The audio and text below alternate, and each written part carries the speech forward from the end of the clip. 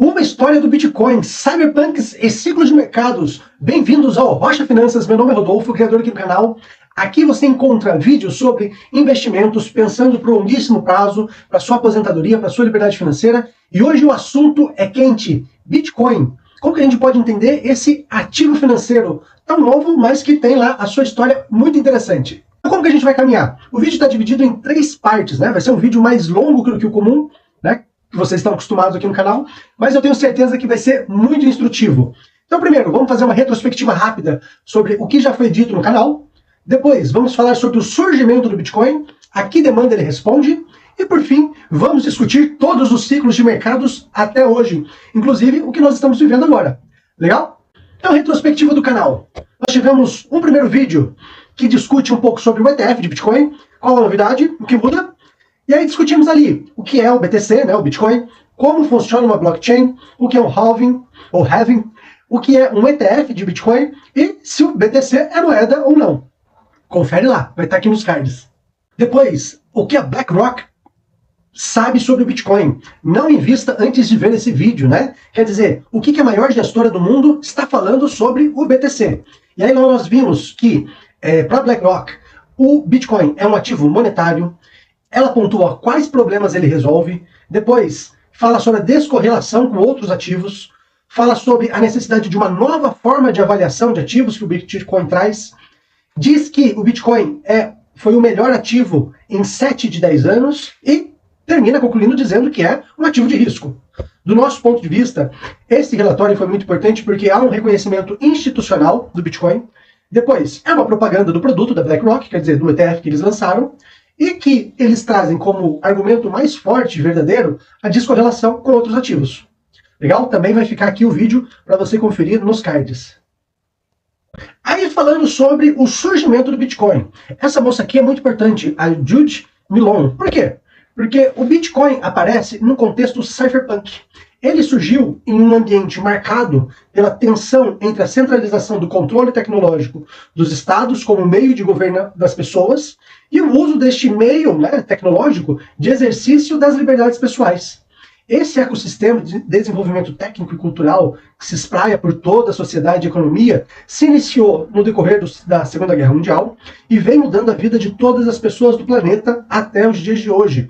Basta a gente pensar no nosso contexto atual, a discussão em torno do PIX, né? E da necessidade dos bancos reportarem a receita, a movimentação acima de um certo valor. Quer dizer, essa é uma discussão ainda muito atual no nosso dia a dia. E a palavra cypherpunk foi usada pela primeira vez em 1992, por Judith Milon, uma programadora e ativista, como uma brincadeira com as palavras cipher, que quer dizer cifra em inglês, né, referindo-se à criptografia, a código, e cyberpunk, né, em discussão sobre criptografia, privacidade e liberdade digital. Né. Algo importante é que a gente tende a pensar na relação entre a tecnologia e o Estado, Segunda Guerra Mundial, nos aspectos relativos à bomba nuclear, a uma guerra nuclear. Mas as ferramentas computacionais são tão importantes quanto essa tecnologia nuclear, tanto para o controle quanto para o equilíbrio de poder e de força no mundo. Essa discussão política entre Estado e indivíduo, ela apareceu em todas as situações políticas que se tem registro, que se tem uma discussão filosófica, mas qual que é a novidade na informática, né, nesse contexto cypherpunk? É o uso da tecnologia como objeto de disputa do controle das informações pessoais que a computação proporciona. Então, quer dizer, há uma repaginada nessa discussão por conta da informática e da capacidade gigantesca de processamento de dados que ela traz para a gente.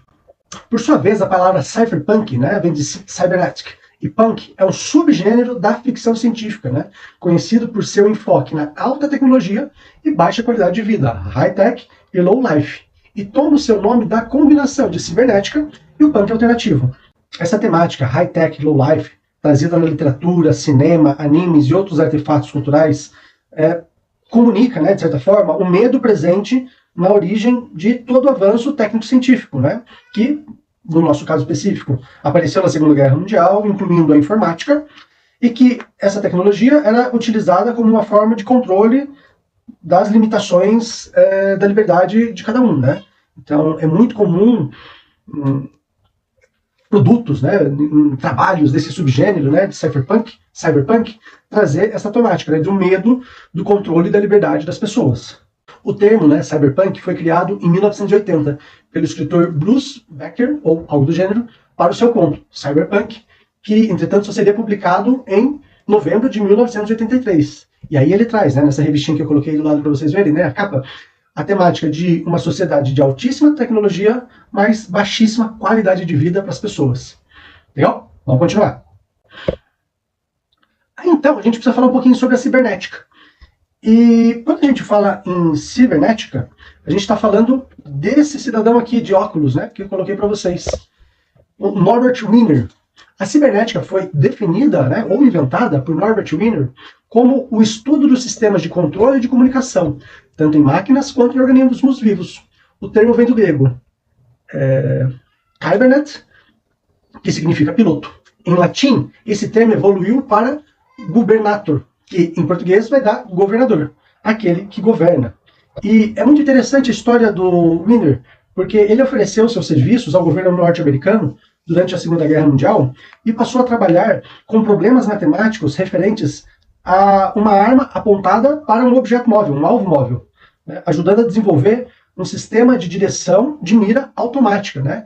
Então, imagina, a história conta que a movimentação dos pilotos japoneses era muito grande e a mira manual feita pelo artilheiro não conseguia acertar o avião em voo, porque ele tinha uma trajetória aparentemente aleatória. O Norbert Wiener, o que fez então? Ele acoplou um radar que captava a movimentação dos pilotos japoneses a um computador. Esse computador previa estatisticamente qual seria a rota da maior parte desses pilotos e acoplou junto a isso tudo uma arma, né, um canhão, que se posicionava com antecedência no lugar em que o piloto japonês provavelmente estaria, né? E aí, então, os americanos passaram a ter maior vantagem em acertar os japoneses, né, os pilotos japoneses, os aviões inimigos, antes mesmo do piloto saber onde ele estaria no segundo seguinte, o canhão já estava apontado para lá e atirando, né?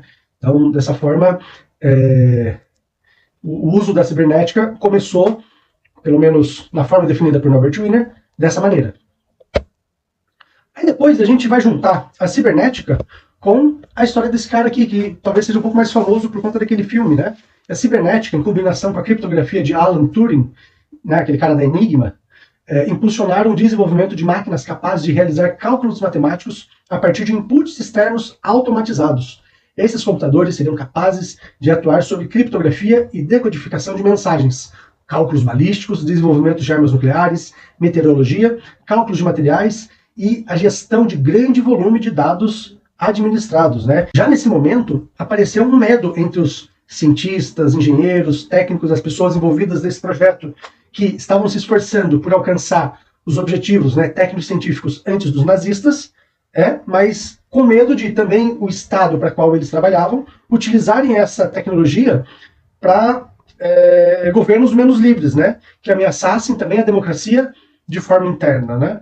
Então, como falei, é uma discussão muito atual, né? Se a gente pensar todo o papel das redes sociais e o entrelaçamento disso com os governos, sobretudo o governo norte-americano, ainda é uma questão a ser discutida e ser resolvida do ponto de vista social, né?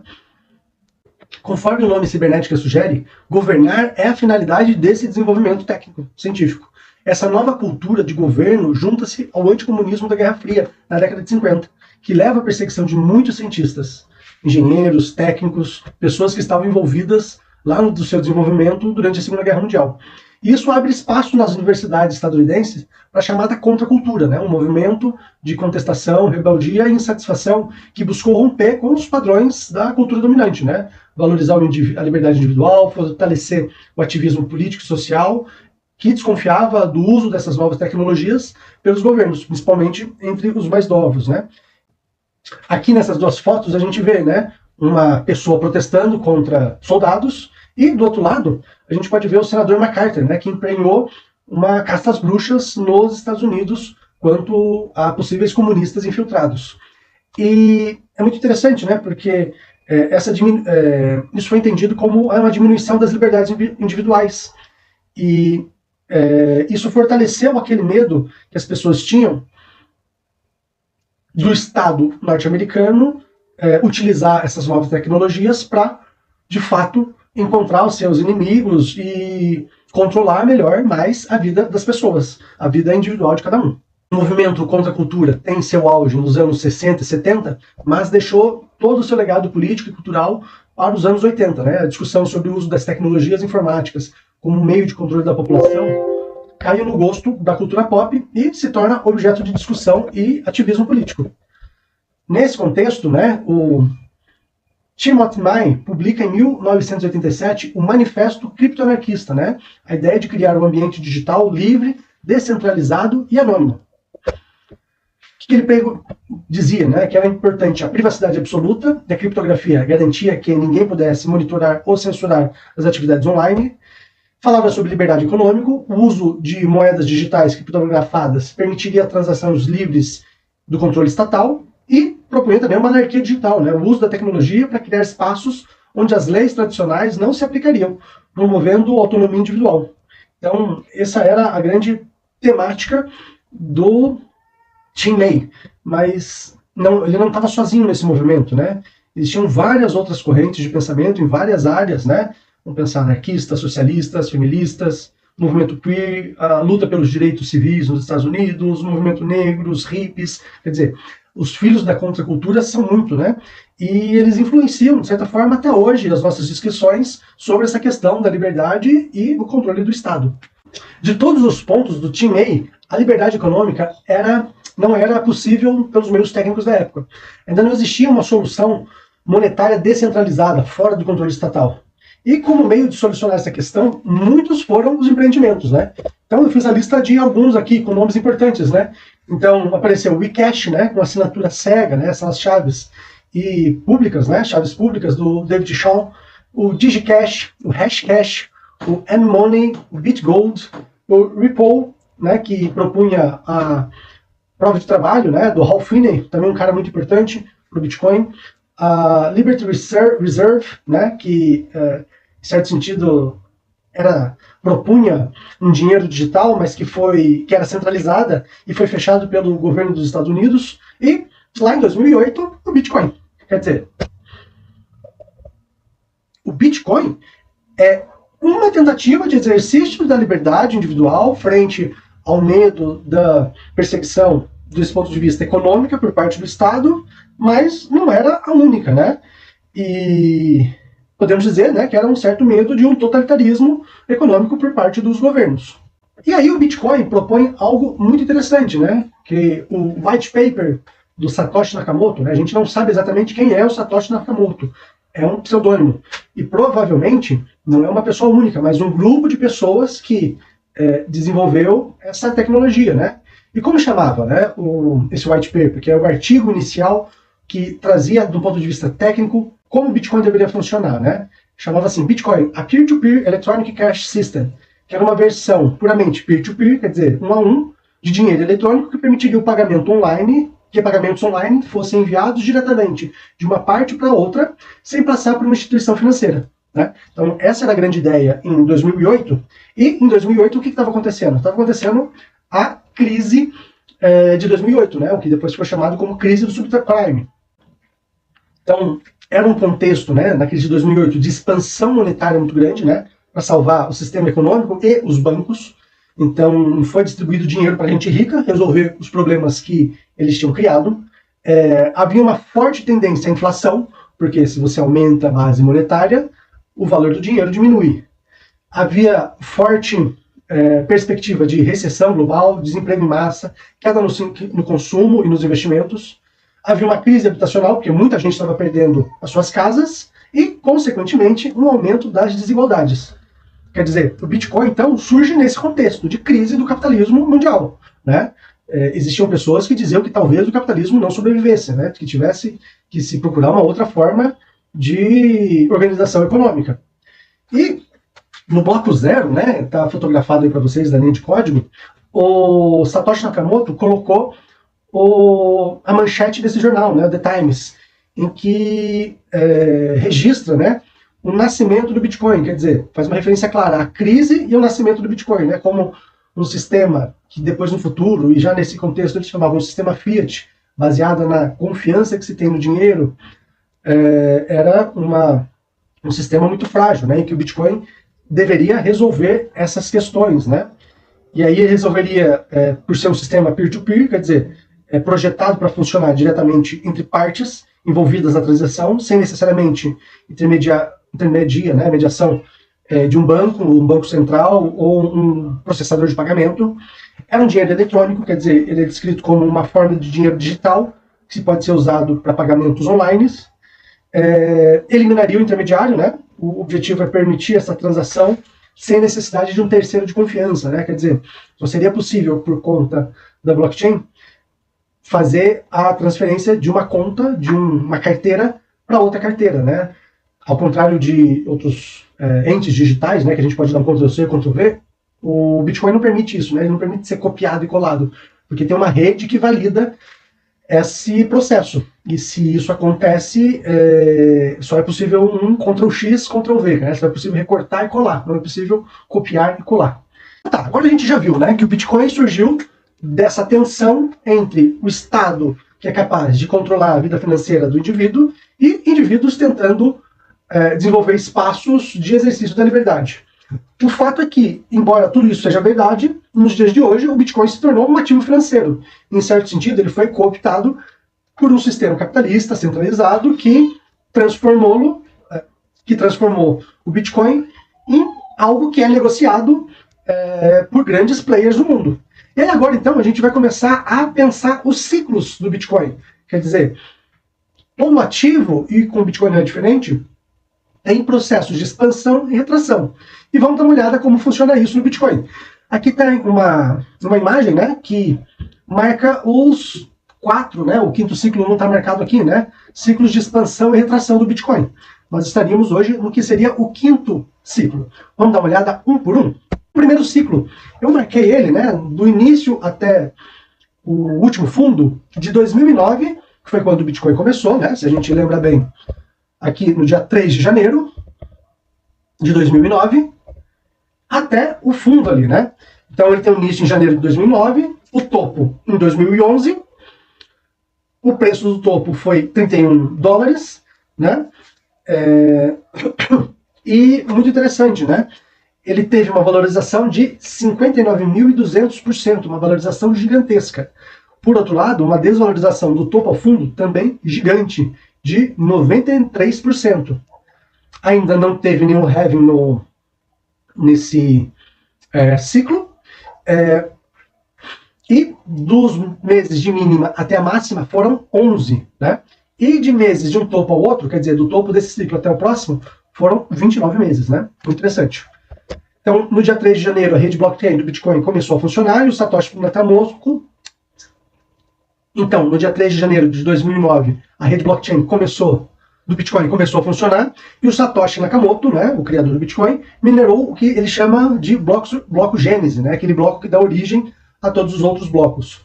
Foi uma fase dos entusiastas e desenvolvedores do Bitcoin e um marco interessante, né, que no dia 22 de maio de 2010, Laszlo Hanyecz, ou algo do gênero, trocou 10 mil Bitcoins por 2 pizzas, né? Foi o primeiro registro de compra no mundo real do Bitcoin. Então, hoje, imagina como esse cara está se sentindo, né? Sabendo que ele trocou 10 mil Bitcoins por 2 pizzas. Aí depois, ó, eu trouxe esse gráfico, que é de uma ferramenta chamada TrendView, que agora sim, né, ele marca de forma um pouco mais sistemática os ciclos, né? Então a gente tem esse primeiro ciclo aqui, 2014, o topo em 2014, 2018, 2021 e 2022, e agora o que estamos vivendo, né, no início de 2025. O segundo ciclo do Bitcoin foi entre 2011 e 2015.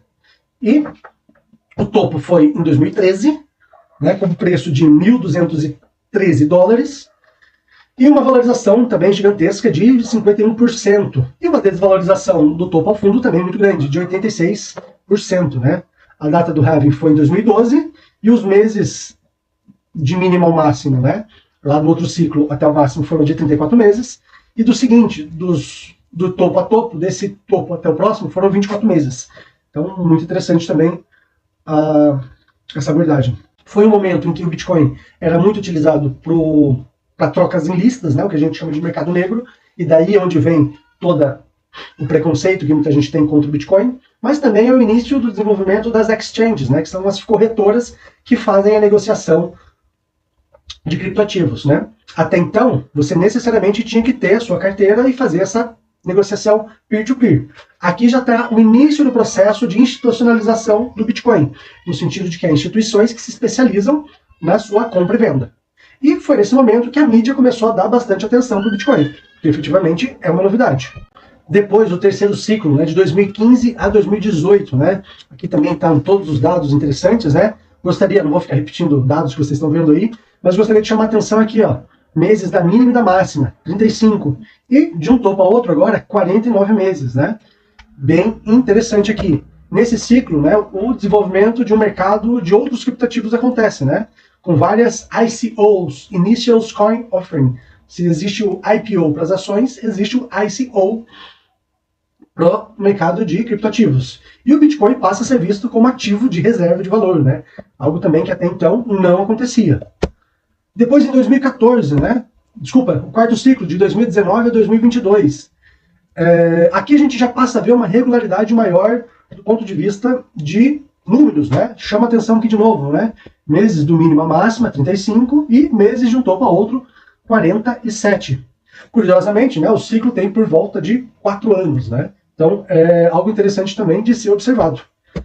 Né? É o início de uma regulamentação estatal, quer dizer, El Salvador, né, o primeiro país a tornar o Bitcoin uma moeda de curso legal. Algumas empresas passam a adotar o uso do Bitcoin e há um fortalecimento do que se chama de finanças descentralizadas, as DeFi. Então, há a criação de todo um ecossistema de descentralização de mercados de criptoativos, que buscam solucionar vários tipos de problemas que o nosso sistema econômico apresenta, várias dificuldades. E o segundo ciclo, que começou lá em 2023, e a gente ainda não sabe até quando vai, né? Algo interessante, né? Ao aprofundamento da regulamentação estatal, quer dizer, agora Brasil, Estados Unidos, União Europeia, vários países estão aprofundando o seu entendimento sobre o que é o Bitcoin e regulamentando sobre ele. Inclusive já há projetos de lei em vários países para a formação de uma reserva estratégica de Bitcoin para os países. Há o surgimento dos ETFs, que permitem investidores institucionais, fundos de pensão, estados, empresas, a comprarem e venderem com maior facilidade o Bitcoin. E, como eu falei, né, será que há estratégias, será que já existe hoje reservas estratégias por parte de governos do Bitcoin, de Bitcoin, né? Será que a Rússia tem, a China? Algo que a gente hoje não consegue saber, mas há vários projetos pululando por aí. É interessante notar, né, que já atingimos o topo, né, mas não podemos dizer que é o topo final, né, e demorou 24 meses para isso. E de um topo a outro, demoraram-se 37 meses para acontecer isso, né. Então vamos fazer uma comparação aqui entre os ciclos, né. A gente percebe que, do ponto de vista de mínima e máxima e de topo a topo, há uma consolidação de um padrão, né. 24 foi para 35 e depois repetiu 35. Depois 49 e depois aqui no quarto ciclo foi para 47. Hoje a gente está nesse 24, 37. Então, estatisticamente, talvez nós não estejamos no topo, mas a gente esteja se aproximando disso, né? Se a gente fizer aqui uma projeção, né? A gente teria o topo, sei lá, por volta de 36 meses, né? Talvez 48 de topo a topo. E a data do topo seria, então, por volta de outubro de 25. E a data do vale seguinte, né, o fundo seria em outubro de 26. Obviamente que isso aqui é uma extrapolação minha, não é uma recomendação de compra nem de venda, mas um cheiro, uma ideia que a gente pode, talvez, se guiar para pensar em investir nesse ativo, né? A questão é que a gente não sabe nem qual vai ser o preço do topo, nem qual vai ser a valorização final, e muito menos como vai ser a desvalorização quando esse ciclo virar. E esse ciclo vai virar, e é importante ter isso em mente, né? A gente não pode ter exposto no mercado aquilo que vai tirar o nosso sono, porque, conforme a gente viu aqui, as desvalorizações estão cada vez menores, mas ainda são muito violentas, né? Então, para a gente concluir esse vídeo, né? Investir só no que a gente conhece, né? Eu pude dar uma longa exposição sobre o que é o Bitcoin, como ele surgiu, como estão os ciclos, e vale a pena estudar um pouquinho mais para você dar um passo nesse mercado, né? Cuidado com a segurança do seu BTC, né? Eu, pessoalmente, utilizo os ETFs para fazer os investimentos em Bitcoin, em criptoativos, e é uma forma muito simples e muito segura de ser feita, né? Então, acho que vale a pena, né? Hoje, acredito que não podemos partir para tudo ou nada, né? No máximo, uma exposição de 1 ou 2% da nossa carteira iniciativa, que, conforme o nosso estudo aqui, talvez já esteja chegando no topo, né? Então, uma exposição mínima, com muita atenção, ainda vale a pena. Legal?